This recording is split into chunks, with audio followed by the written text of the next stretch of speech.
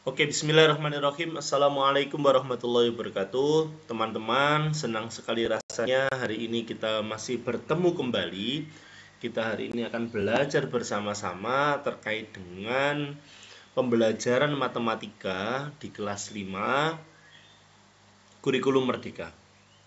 Tapi sebelum itu, jangan lupa teman-teman tonton video ini sampai habis.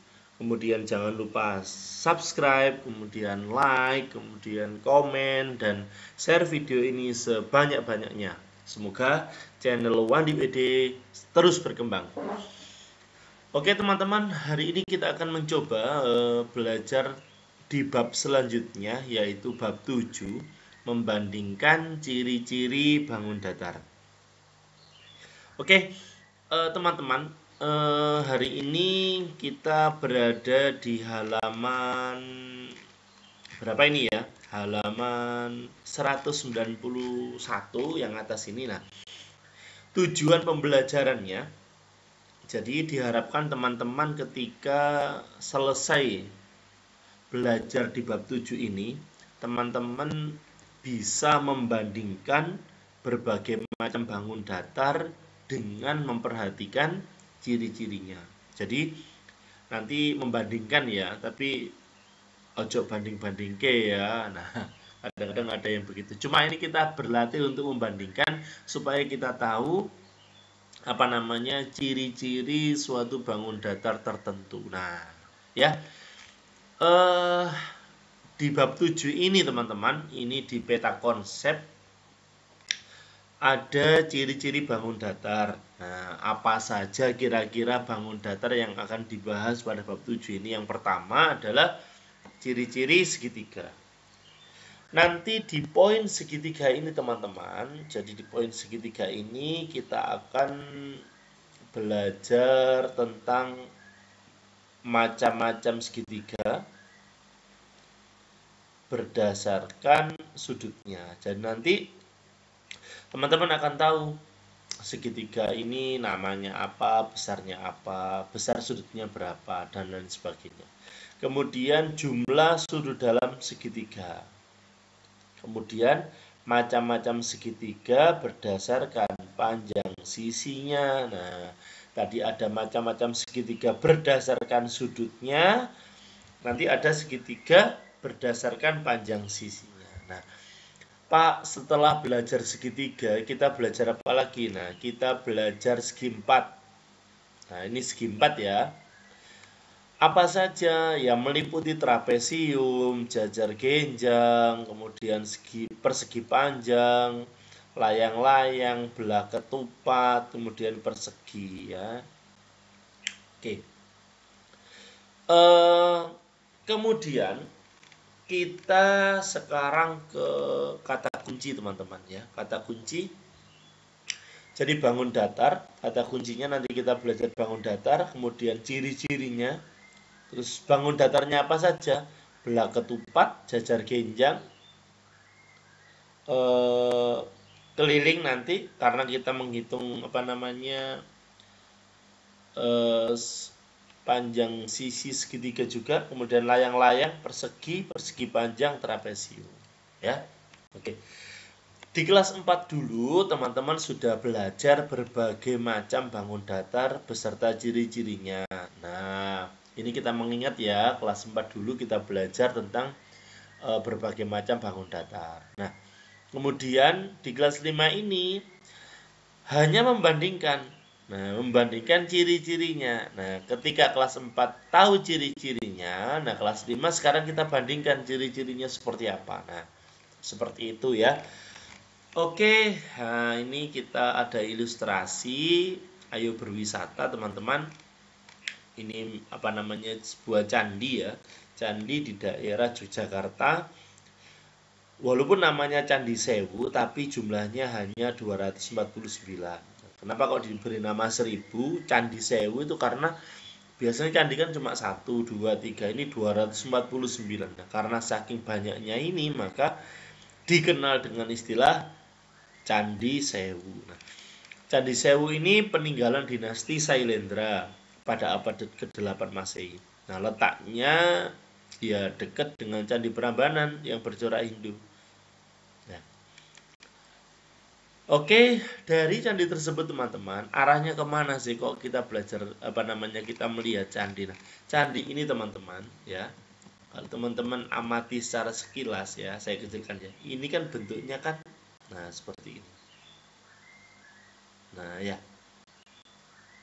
ya, menyerupai bangun datar apa ini? Segitiga. Nah, jadi ilustrasi ini diambil untuk mengarahkan teman-teman ke materi yang akan dipelajari, namanya apersepsi ya. Jadi teman-teman supaya terarah ke pembelajaran yang akan dipelajari. Nah, segitiga bentuknya seperti ini. Nah, kan? Ya, seperti ini ya. Oke, seperti ini. Menyerupai segitiga. Oke. Ini kalau kita lihat dari sisi yang berbeda ya. Tapi nanti, nah, ini kita lihat dari atas ini. Dari atas. Nah, ini menyerupai bangun apa ini? Nah, seperti ini. Menyerupai bangun persegi. Persegi ya. Ini juga, ini juga, ini juga, ini juga, ini juga. Nah, ini kompleksnya menyerupai persegi ya. Atau segi apa namanya? Segi 4 boleh teman-teman menyebutnya segi 4. Nah, sekarang kita coba ke poin A, option A. Yang pertama kita membandingkan ciri-ciri dari segitiga. Nah, teman-teman, ini teman-teman melakukan percobaan ya. Nanti Bapak Ibu guru kalian akan sebelumnya di hari kemarin ya, sebelum hari ini biasanya Bapak Ibu guru akan meminta kalian untuk membawa sedotan, 3 sedotan. Nah, dengan ukuran yang berbeda. Kemudian sedotannya disusun seperti ini teman-teman. Nah, disusun seperti ini. Nah, kira-kira apakah membentuk segitiga? Nah, nanti teman-teman akan memotong sedotannya teman-teman sesuai ukuran ini.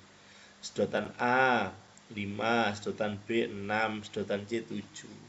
Biasanya ini kalau lebih mudah itu biasanya yang A itu disepakati warna apa? Merah. Kalau yang B warna hijau, biru boleh, atau yang C warna hijau atau biru boleh. Jadi ini apa namanya?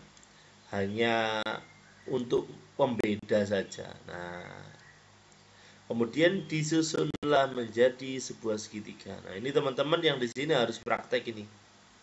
Biasa praktek di LKPD atau lembar kerja siswa. Kemudian mengisi tabel ini. Ya, teman-teman ya.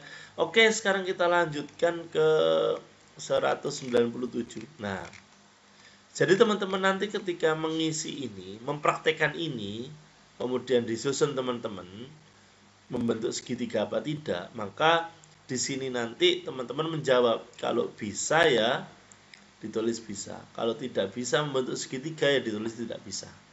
Nah, nanti teman-teman tabel ini digunakan untuk menjawab pertanyaan yang ada di sini. Nah, ya. Ini aktivitas teman-teman saja ini ya. Nah, kemudian teman-teman akan dibawa ke sini. Nah, 3 sisi dapat dibuat segitiga jika jumlah panjang 2 sisi lebih dari panjang sisi ketiganya. Nah, nanti teman-teman diarahkan ke kesimpulan ini dari praktek yang teman-teman lakukan di tabel ini. Nah, ini harus praktek ya, teman-teman harus melakukan itu. Oke, sekarang kita mengeksplor di halaman 198. Nah, teman-teman, yang ini membandingkan segitiga berdasarkan sudutnya. Arahnya nanti teman-teman akan bisa menyebutkan nama segitiga berdasarkan besar sudutnya. Dan juga teman-teman nanti akan tahu berapa sih jumlah sudut dalam dari segitiga. Nah, arahnya ke situ nanti ya. Oke. Nah, ini mengingat kemarin. Nah, kalau yang seperti ini namanya sudut apa ini teman-teman? Nah, ini namanya sudut apa? Besarnya diukur dulu. Ya, besarnya diukur dulu sehingga teman-teman nanti tahu jika besarnya sudut ini di atas 90 derajat, maka namanya sudut tumpul. Jika sudut ini besarnya 90 derajat tepat, maka namanya sudut siku-siku. Jika besarnya kurang dari 90 derajat, lebih dari 0, maka disebut sudut lancip. Nah, Pak, kalau misalnya kita cukup melihat seperti ini, kira-kira besarnya sudut berapa, Pak? Nah, kalau ini, karena ini itu lebih dari 90, maka ini namanya sudut tumpul. Ya, teman-teman, ya, namanya sudut tumpul. Ya, besarnya nanti harus diukur dengan busur. Kemarin kita sudah praktek. Kalau teman-teman ingin memastikan lagi, silahkan teman-teman bisa klik tombol di atas. Sudah Pak Guru cantumkan linknya bagaimana cara mengukur besar sudut. Kemudian kalau yang ini, nah sekilas ini kan mohon maaf, ini mulutnya kan kecil. Nah, kalau mulutnya kecil ini biasanya disebut sudut lancip. Nah, besarnya nanti teman-teman bisa mempraktekkan ya dengan cara menggunakan busur derajat. Kalau yang ini jelas sudut siku-siku. Karena besarnya 90 tepat. Nah, ada tanda L terbalik seperti ini atau biasanya tandanya begini. Seperti ini ya, atau seperti ini juga boleh. Tidak ada masalah saya kira. Oke. Nah, kemudian yang ini kan yang diukur kan yang kecil ini, Pak. Nah, kalau gambarnya bawah ini yang diukur, yang diminta yang ini. Nah, ini berarti sudutnya namanya sudut apa? Sudut tumpul. Besarnya, ayo, tumpul apa refleks? Ya, refleks ya. Oke, ini besar di atas 180 derajat. Kalau ini sudut lurus atau biasanya ada yang nyebut pelurus boleh, lurus boleh. Kalau yang ini berapa ini? Nah, silakan teman-teman ini. Sudut yang besarnya berapa ini? 360 derajat. Ya. Jadi kalau yang ini itu sudut dengan besarnya 360 derajat.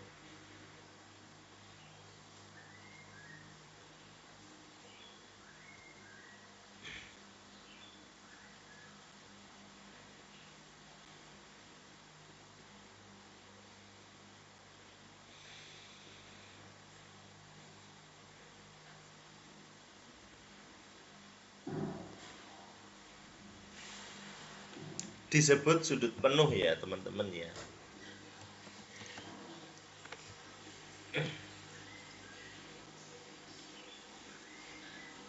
Oke, sekarang kita lanjutkan teman-teman. Jadi ke halaman selanjutnya. Ini besarnya nanti teman-teman bisa ngukur ya, pakai busur derajat ya teman-teman ya. Oke. Nah ini teman-teman ini perhatikan sudut-sudut dalamnya menurut besarnya. Nah ini ditanyakan menurut besarnya. Nah ini sekilas kalau melihat sudut ini teman-teman,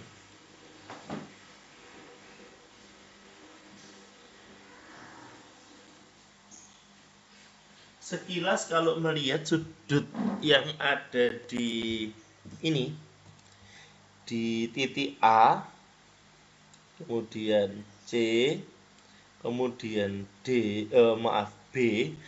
ini sudutnya lancip semua teman-teman. Jadi A ini sudutnya lancip. Karena mohon maaf mulutnya ini terbukanya kecil ya. Ya, jadi ini lancip. Yang B ini juga lancip teman-teman. dan yang C ini juga lancip. Jadi ini tiga-tiganya ini sudut lancip. Nah, kira-kira apa nama segitiga yang ada di samping? Ya, segitiga? Iya, segitiga lancip namanya. Iya, teman-teman ya. Jadi segitiga yang ketiga sudutnya lancip, maka disebut segitiga lancip. Ya. Ya, jadi begitu teman-teman. Nah, ya. Jadi teman-teman harus memperhatikan tingkat terbukanya ini. Nah, kalau misalnya terbukanya itu seperti ini teman-teman. Nah, ini kan agak lebar. Nah, ya. Jadi ini kan agak lebar teman. Kalau misalnya begini, kemudian satunya begini. Nah, ini kan terbukanya agak lebar yang di bagian ini. Ya teman-teman ya. Jadi kan yang di bagian ini terbukanya agak lebar. Beda dengan yang seperti ini. Ini kan coba kayak gini. Kemudian satunya begini. Nah ini kan terbukanya kan kecil. Ya. Jadi kalau terbukanya kecil seperti ini, maka ini namanya sudut lancip teman-teman. Jadi teman-teman, Pak kalau pakai busur malah lebih bagus. Iya betul. Tetapi kalau kita terbiasa melihat seperti ini, maka kita akan tahu kalau mana lancip, mana tumpul teman-teman ya. Kalau seperti ini, nah tegak lurus seperti ini, nah seperti ini, nah ya, ini siku-siku teman-teman. Kalau yang ini ya. Jadi dengan melihat apa namanya mulutnya saja kita sudah tahu tanpa mengukur menggunakan busur derajat. Nah, kalau seperti ini, nah kira-kira apa? Nah ini jelas lancip, yang ini bentar teman-teman, yang ini jelas lancip, yang ini juga lancip, yang ini juga lancip. Jadi ini namanya sudut. Apakah segitiga PQR sama jenisnya dengan segitiga ABC? Ya sama. Mengapa? Karena sama-sama sudut lancip. Mengapa kok disebut sudut lancip? Karena ketiga sudut dalam segitiga tersebut besarnya kurang dari 90 derajat atau sudutnya lancip ya. Nah, oke teman-teman, ini kita ini yang dari pengamatan kalian, apa yang kalian temukan? Ini mengingat di halaman 167 ya. Nah, jika ini teman-teman sudah diberi apa namanya arah segitiga yang ketiga sudutnya lancip disebut segitiga lancip. Jadi teman-teman di kurikulum Merdeka ini teman-teman diberikan ilustrasi terlebih dahulu, kemudian teman-teman melakukan aktivitas terlebih dahulu, setelah itu baru teman-teman membuat sebuah kesimpulan seperti ini ya. Nah, jadi ingat ya, clue-nya adalah segitiga disebut lancip jika ketiga sudutnya lancip. Ingat ya, ketiga sudutnya lancip. Tiga-tiganya lancip. Bukan salah satu, tapi tiga-tiganya lancip. Nah, Pak, kalau salah satu misalnya tidak lancip, Pak. Nah, itu beda lagi. Nah, ya. Sekarang lihat yang bawah ini. Teman-teman ini, yang bawah ini, kita perhatikan sudutnya ya. Oke. Yang D ini sudutnya. Lancip enggak ini? Lancip dong. Yang F, lancip. Yang E, ada tanda L-nya, tegak lurus, berarti ini sudut, iya sudut siku-siku. Jadi, oke, kita tulis yang D ini lancip, kemudian yang E ini juga lancip. Oh, mohon maaf, yang E ini siku-siku ya. Siku-siku, kemudian yang F ini baru lancip. Nah, apa nama segitiga di samping? Nah, ada berapa sudut siku-sikunya? Ada? Oke. Kira-kira namanya apa? Namanya segitiga siku-siku. Nah, namanya segitiga siku-siku. Ada berapa sudut siku-sikunya? Ada satu. Hanya di E saja ini. Nah, lancip, satunya siku-siku. Makanya ini disebut segitiga siku-siku ya. Kalau yang ketiganya lancip tadi, maka disebut segitiga lancip, teman-teman ya. Nah, ini ya teman-teman ya. Ini K-nya. Pak, saya hanya lihat K-nya aja boleh-boleh. Kalau salah satu sudutnya ini siku-siku, maka disebut segitiga siku-siku. Gimana? Dari sini sudah mantap belum pemahamannya? Oke? Ya. Kemudian kita ke ilustrasi gambar berikutnya. Nah, ini segitiga HIJ. Ingat ya. H-nya ini sudut apa? Lancip ya. J-nya lancip. I-nya ingat lebar loh ya. Oh, lebar. Sudut apa? Iya betul, sudut tumpul. Nah, jadi yang H ini lancip. Kemudian yang I ini tumpul. Kemudian yang J juga lancip ya. Namanya apa? Namanya segitiga tumpul.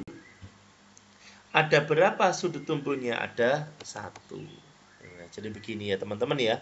Jadi jika sudut dalam segitiga salah satunya tumpul, maka dinamakan segitiga tumpul. Ya teman-teman ya. Dinamakan segitiga tumpul. Oke, sekarang yang ini teman-teman. Nah, ini kita lihat kalau yang X jelas lancip, Z lancip, Y tumpul ini ya. Coba kita coba gini kan ya. Nah, ya kan lebar toh? Nah, berarti namanya sudut apa? Namanya segitiga apa? Segitiga tumpul. Nah, ini kesimpulannya teman-teman. Jadi kalau teman-teman menemukan sebuah segitiga yang salah satu sudutnya siku-siku, maka disebut segitiga siku-siku. Jika salah satu sudut segitiganya tumpul, maka dinamakan segitiga tumpul. Ini kesimpulannya di sini. Nah, gimana teman-teman? Sudah mulai ada gambaran terkait penamaan segitiga berdasarkan sudut dalamnya. Oke? Nah, mungkin itu teman-teman yang bisa kita pelajari hari ini. Kita sudah sampai di halaman 200. Besok atau lusa nanti kita akan melanjutkan pelajaran kita. Mungkin itu. Semoga apa yang kita pelajari hari ini bisa bermanfaat untuk teman-teman semua. Jangan lupa tetap subscribe, kemudian like, kemudian komen dan share video ini sebanyak-banyaknya. Semoga bermanfaat dan menjadi pahala kita semua. Mungkin itu yang bisa Bapak sampaikan pada kesempatan yang baik ini. Kurang lebihnya Bapak mohon maaf. Saya akhiri. Wassalamualaikum warahmatullahi wabarakatuh.